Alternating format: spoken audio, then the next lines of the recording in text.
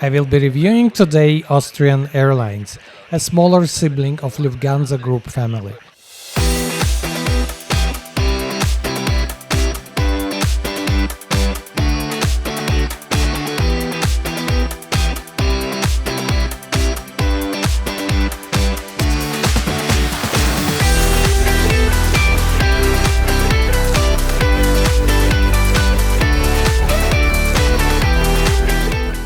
With 15 million passengers and 68 aircrafts, Austrian Airlines sits somewhere in the middle of European legacy airlines hierarchy, below Lufthansa, Air France and British Airways, but above Finnair, Brussels Airlines or SAS.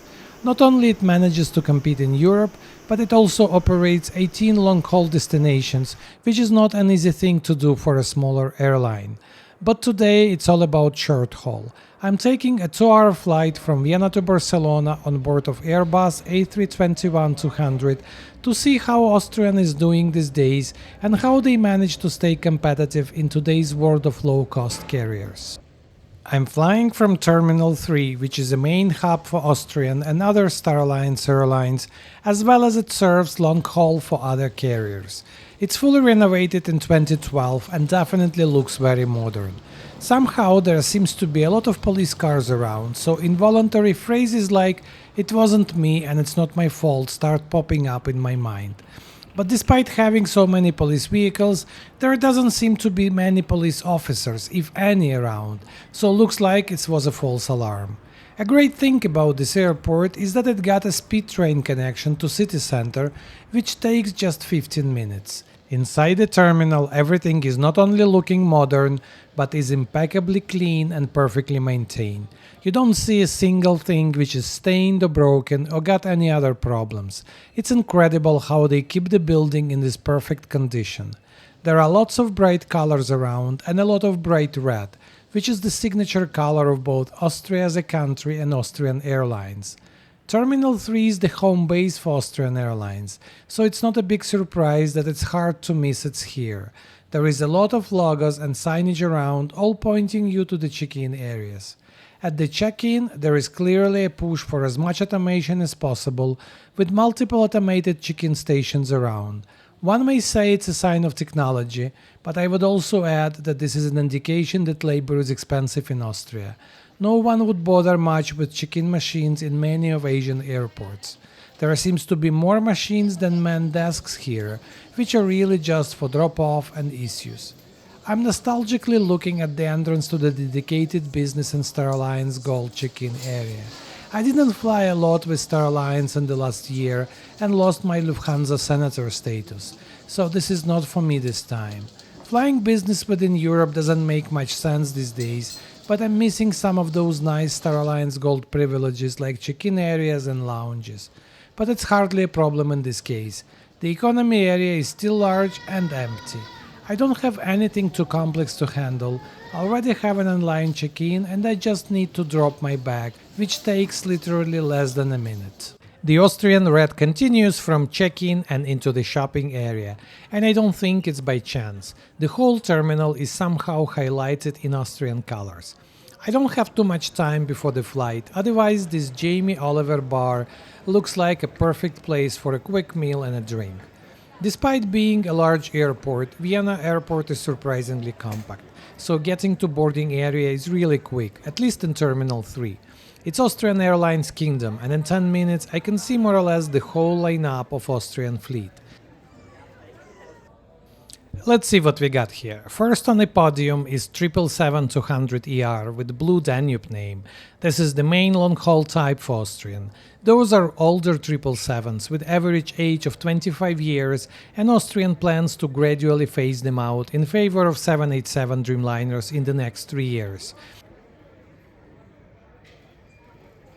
Next is first generation Embraer E195LR with the fancy name of Vienna Johann Strauss Orchestra. Together with A320, this is a main workhorse for short and mid-haul.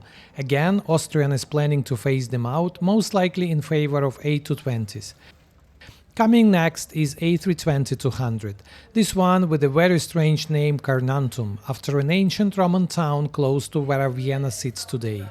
Austrian got 29 of those A320-200s in older CEO version, and as you may have guessed by now, they also plan to be phased out in favor of newer Neo planes. And this brings us to actually one of those Neos. Austrian so far got only 6 of them. It's named Donau Auen after an Austrian national park close to Vienna.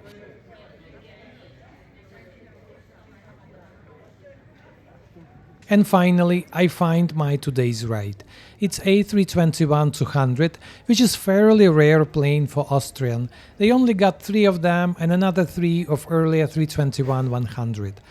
All of them are veterans with 21 years average age.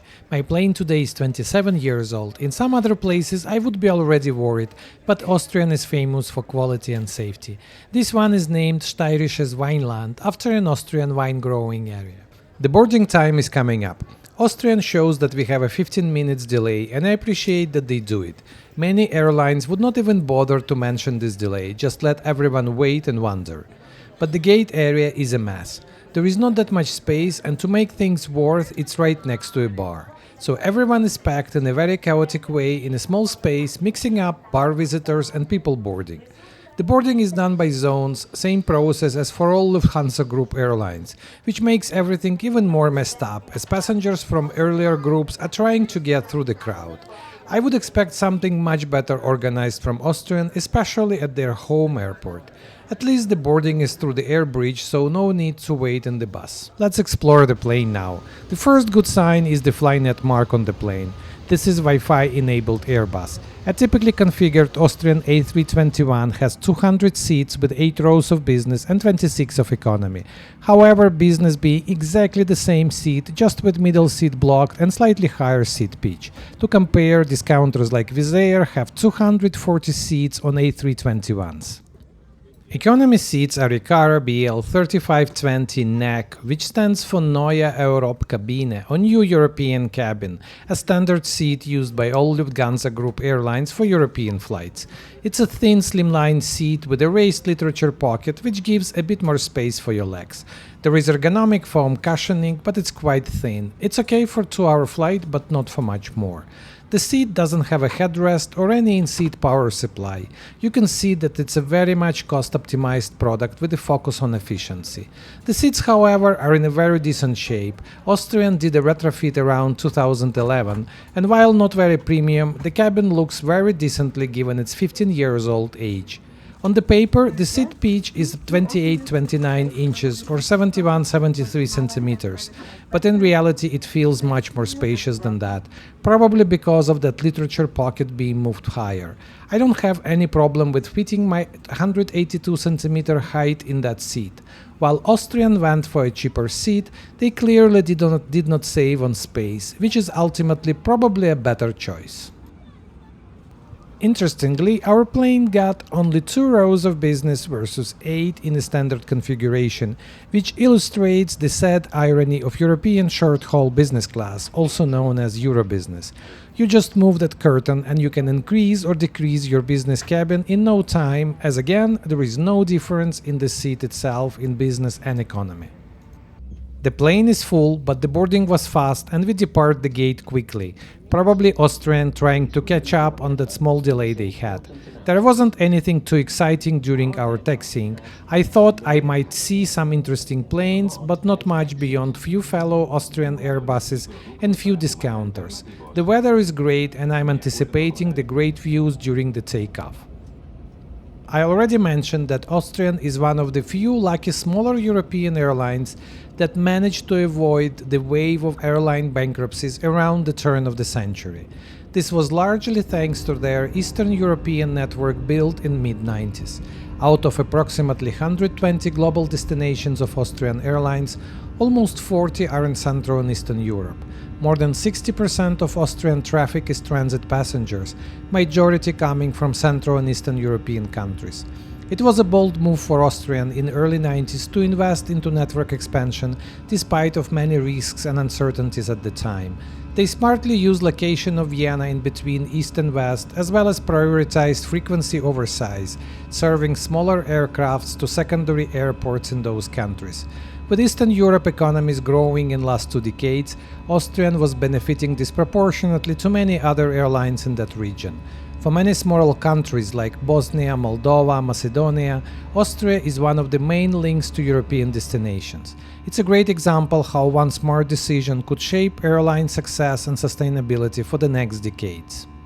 I'm flying to Vienna quite often, but somehow I never can get the right side of the cabin to get the best views. So instead of Danube or Vienna views, all I could see were the perfectly manicured Austrian fields, which later turned into green Alps. Once in the air, the crew is doing the infamous Euro business routine. They close the curtain and economy becomes business. It's ironical to see that, given that those seats are at least 3-4 times more expensive than economy, and the whole difference is empty middle seat and a curtain separator.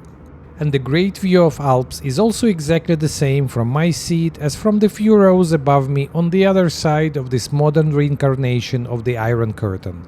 So I'm quietly celebrating my smart choice of economy on intra-European flights and enjoying the amazing views of Austrian Alps.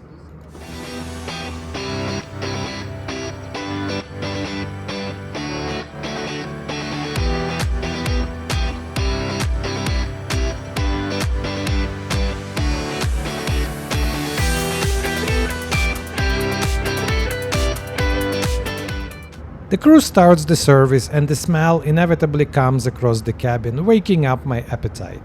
No meal or snack is included in the Austrian economy fare, but I may check instead what's available for the purchase. Austrian Catering, both for business and economy, comes from Do & Co, which is probably the best catering company in the world, servicing also Emirates, Qatar and Singapore, as well as Formula One, Champions League and events of luxury brands like Chanel and Louis Vuitton.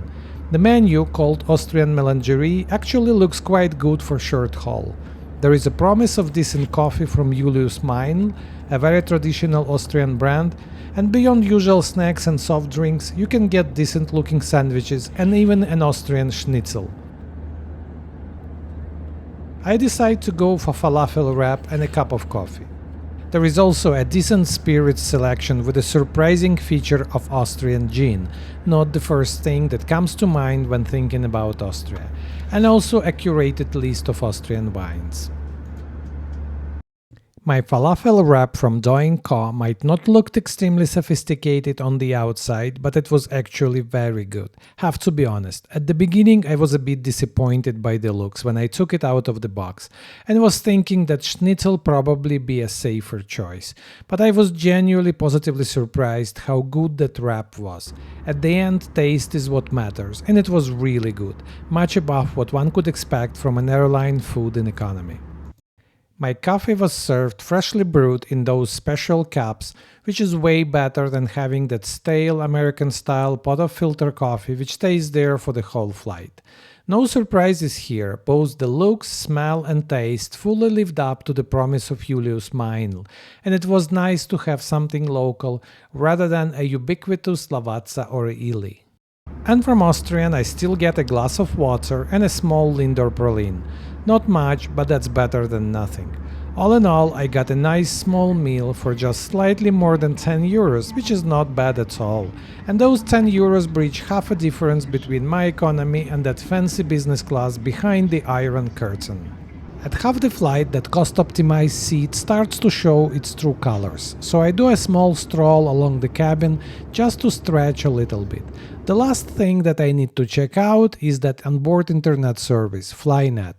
Let's see if I would be able to figure out the connection and if there is anything of value there. Let's see what we got here. There is an e-library, but it's a bit heavy on German titles, which is not much of an interest for me.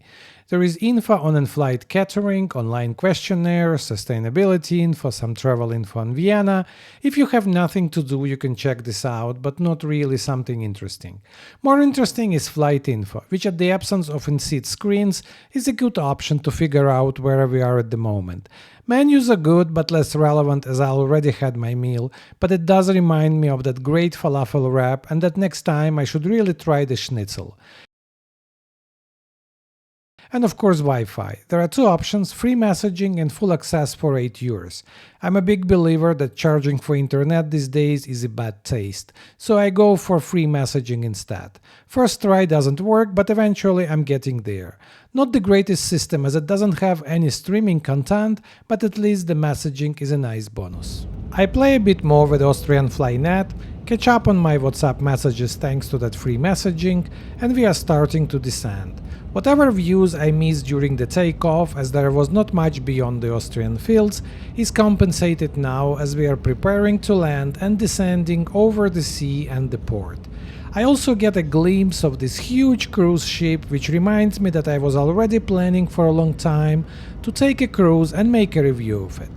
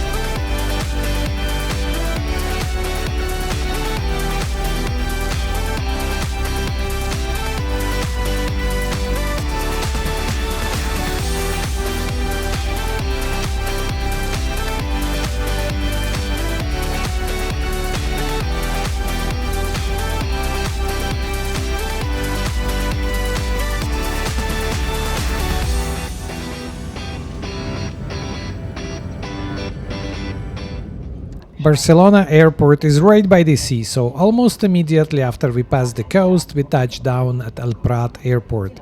If Vienna is the kingdom of Austrian Airlines, Barcelona is home to Vueling, the largest Spanish low-coster, and you can see there a kind of grayscale tails all over the airport as we are taxiing to our gate. There is also surprisingly a lot of Lufthansa planes here, and I'm surprised to see no Iberia at all, which is really strange as we are in Spain. I will be taking Iberia's long-haul business in August, very curious to experience their highly praised new business class cabin, so check out for review in September. We are coming to the gate and the flight is almost completed. I have to say I like my experience with Austrian and would rate it 4 plus or 5 minus for intra-Europe economy. Apart from a bit messy experience at the gate, all on the ground experience at Vienna was really good, not the least helped by a very modern airport.